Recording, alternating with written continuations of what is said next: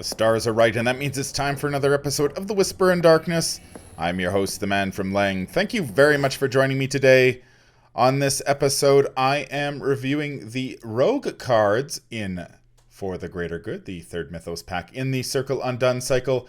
There are spoilers throughout if you care about that sort of thing. If you enjoy what you hear, remember to like, comment, and subscribe.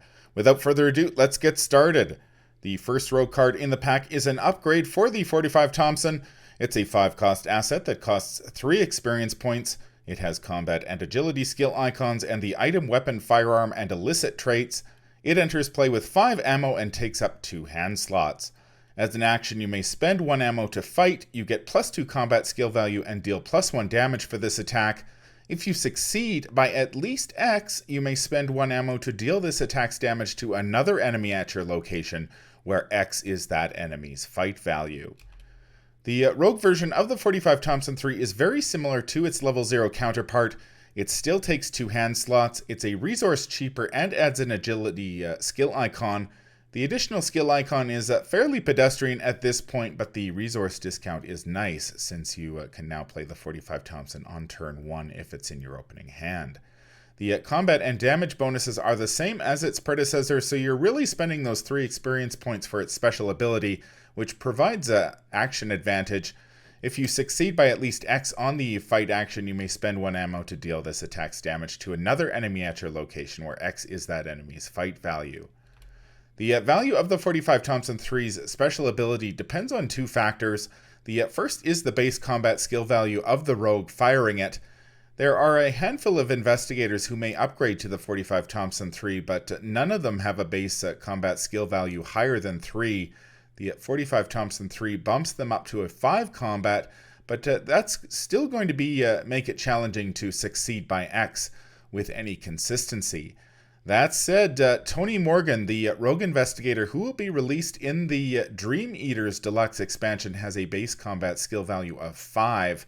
The 45 Thompson 3 will bump that up to 7, which will be fantastic, assuming, of course, that Tony's deck building restrictions will let him use the weapon. The second factor is the fight value of the enemies at your location. Investigators who fire the 45 Thompson 3 at an enemy will likely need to commit additional cards and or resources to the skill test to have any hope of dealing damage to a second enemy. Let's assume for a moment that Skids is engaged with 2 vanilla acolytes from the core set. An acolyte has a fight value of 3, which means Skids likely needs a combat skill value of at least 8 if he hopes to kill both of them. Why 8? Well, Skids has a combat skill value of 5 while armed with the 45 Thompson. He needs to succeed by at least 3 to target the second acolyte, which means he needs to have a combat skill value of 6 after the pull. If you subscribe to the rule of thumb that you want to be at least 2 up before you pull from a typical Chaos bag, that means Skids needs an 8. That adds up to 3 additional cards and or resources, which is fairly significant. Obviously, Tony Morgan will need to commit significantly fewer cards and or resources owing to his higher base combat skill value. Now, if I've done my math right, I don't think it matters whether you target the enemy with the lowest fight value at the location or not. Let's assume Skids is engaged with a swarm of rats, which has a fight value of 1, and an acolyte. If Skids targets the swarm of rats, he'll likely need to commit at least 1 card and or resource to the skill test to raise his skill value to 6. That way he can still draw a chaos token with a value of -2 and still hit the acolyte. If Skids targets the acolyte instead, he still needs to commit at least 1 card and or resource to raise his combat skill value to 6, so he can draw a -2 and still kill the swarm of rats. That said, targeting the enemy with the lowest skill value is likely the safer play, since your odds of hitting the enemy are good even if you get an unlucky pull from the bag. There is a lot less wiggle room if you're firing at an enemy with a higher fight value. This assumes, of course, that you can target the enemy with the lowest fight value at your location. Enemies engaged with other investigators are fair game, but enemies with the aloof keyword are not.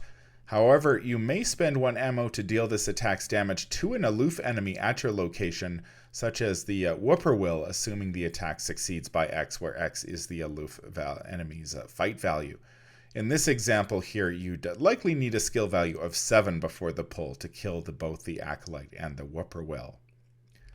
The 45 Thompson 3 may not be ideal for rogues at the moment, but I expect it to be much better during the Dream Eater cycle. Besides Tony Morgan, we know the cycle will feature swarms in the form of swarm cards, as seen here on the Ancient Zug. We don't know the mechanics behind these swarm cards yet, but I'm willing to bet they are likely some flavor of Zug with 1 fight and 1 health. If that's the case, you could kill 4 Zoogs with 2 actions, which would be a fantastic action advantage. The Guardian version of 45 Thompson 3 is among the most interesting cards in this set, and the Rogue version isn't too shabby either. The current crop of Rogue Investigators will struggle to leverage it, but Tony Morgan will be released in the not-too-distant future, and he will be able to put it to very good use, assuming, of course, that he can use it at all. If swarms of small enemies are a force to be reckoned with in the Dream Eater cycle, the 45 Thompson 3 will definitely earn its keep. The second rogue card in the pack is an upgrade for Tennessee Sour Mash. It's a 3-cost asset that costs 3 experience points. It has willpower and combat skill icons and the item and illicit traits. It is fast and uses 2 supplies. It has the following free triggered ability: exhaust Tennessee Sour Mash and spend 1 supply. You get +3 willpower for a skill test on a treachery card. It also has the following action: discard Tennessee Sour Mash, fight, you get +3 combat and deal +1 damage for this attack. The upgrades for dual class cards tend to offer several relatively minor buffs to their level 0 counterparts, and the rogue version of Tennessee Sour Mash is no exception. This version comes with an extra agility skill icon and the fast keyword, an extra willpower on a skill test on a treachery card, an extra damage for an attack, and judging by the art, a free shot glass, so you don't have to drink straight from the bottle. I quite like the addition of the fast keyword and the bonus damage. The ability to get a card down on the table without taking an action is always welcome. If you're playing a rogue deck that uses Fence, a rogue asset from Threads of Fate, you also get to save a resource when you play the mash, since it is already fast. If you need more Tennessee Sour Mash, you could always refill the bottle with 4 more shots using Emergency Cash 3. The ability to deal a little extra damage when you slug an enemy with the mash is always helpful. The mash is a one-shot weapon like a throw-in knife, but it's a one-shot weapon that doesn't take up a hand slot, which may be important depending on how much gear you're carting around with you.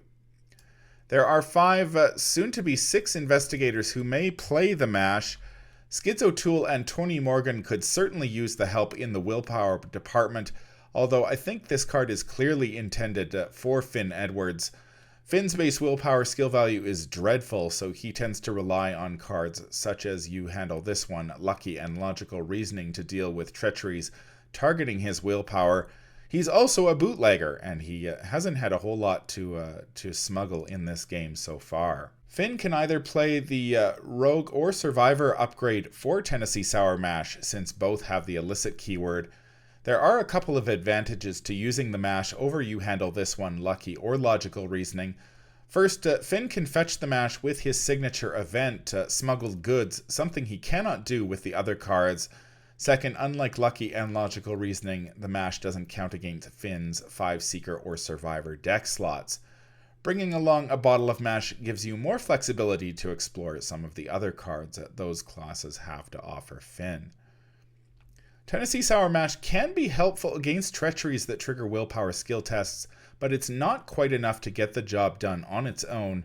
Finn has a willpower of 4 if he triggers the mash, which means if you draw a treachery such as Rotting Remains, you'll probably need to commit at least 1 more willpower skill icon to the test if you're bound and determined not to take any horror. The mash will give Finn a fighting chance against other dangerous treacheries, such as Marked by the Sign or the Yellow Sign, which pop up frequently during the Path to Carcosa campaign, although again, you will probably need to commit at least 2 additional willpower skill icons if you want to pass the skill test triggered by those cards. I've played a fair amount of Finn Edwards solo and multiplayer, and in my experience, Finn's low willpower isn't much of a liability. Between You Handle This One, Lucky and Logical Reasoning, I felt like I was in a good position to deal with whatever the encounter deck threw at me. While Tennessee Sour Mash fits thematically and mechanically with what Finn is trying to do, there are many, many other cards I would purchase or upgrade before shelling out 3 to 6 experience points for Tennessee Sour Mash 3. The mash is a helpful tool, but I wouldn't deem it essential, and I certainly wouldn't upgrade to it before I picked up cards such as Lockpicks or Lola Santiago, who also happens to cost 3 experience points.